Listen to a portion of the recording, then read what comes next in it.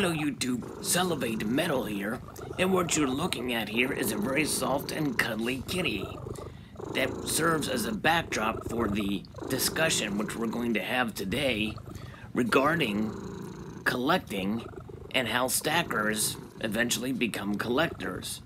At least from my experience here on YouTube, from what I have seen of the vast amount of you who have started out as stackers, you may continue to hold that title, but sooner or later the collecting bug's gonna hit you. I'll give several examples that stand out.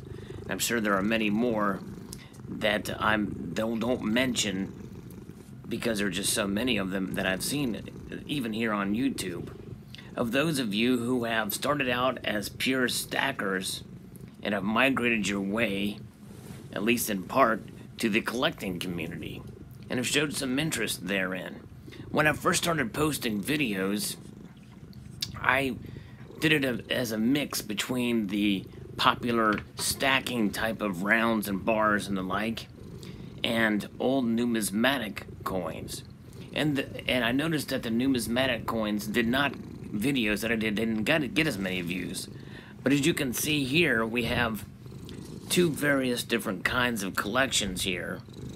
This is a non-precious metal form here with those presidential dollars, and that is one way to collect coins and to do it in a relatively inexpensive manner. Now, do these really hold their value? Well, historically, the presidential dollar proof coin sets lose a lot of value, but they do serve a collector purpose to get the whole set and the like, and you can do that relatively inexpensively, mostly in the aftermarket, which is how sometimes I do it, and get multiple sets and the like. But other than that, and same thing with the Zombucks, and here we have a copper Zombuck round that actually I purchased via the free shipping option. But again, that's copper, it's not precious metal, but things like the Zombuck series transforms one from a stacker into a collector, and many of you I have seen evolve through that method that Provident Metals has so enticed the collector there. And same thing with these two Royal Canadian Mint products. We have the 3/4 ounce Wolf and the 1 1/4 ounce Bison. Some call it a gimmick with the different weights and all, but you can collect by the different weights offered for a particular series, and those ones happen to have the same diameter, just varying thicknesses. And I believe they have the 1.5 ounce Cub and Bear, and now there's a new 3-leaf Maple Leaf 1.5 ounce coin too. So who knows, maybe they'll do a 1 3/4 ounce or a 2 ounce, maybe even a 3 ounce. You never know. But then there are those of you out there who collect the bars, and these old Engelhard extruded bars tend to be a favorite among many. And that leads me to my first example. Big Stack McGee likes to collect the old poured and extruded bars, as does Silver Buyer and Stack Master G. And then there are many others of you out there who have found an interest in coins and the like, and different various kinds of collections. Double Sixes, for instance, likes to collect a lot of the modern Royal Canadian Mint products, and the very attractive coins, and be able to get those and have them and add them to complete sets that they offer. And the Royal Canadian Mint pumps those out.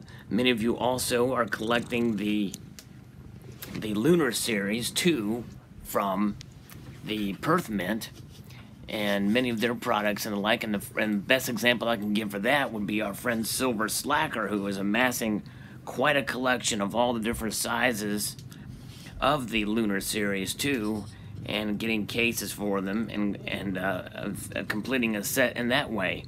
And he is a dollar cost average guy, where he likes to get, cheap ounces that are low premiums and just amass quite amount of silver. But we found in his doing, the collector aspect bug has taken control in some parts, and he is certainly, just like this kitty is needing the blanket, Silver Slacker is needing his collection to be complete, and he is doing it quite quickly.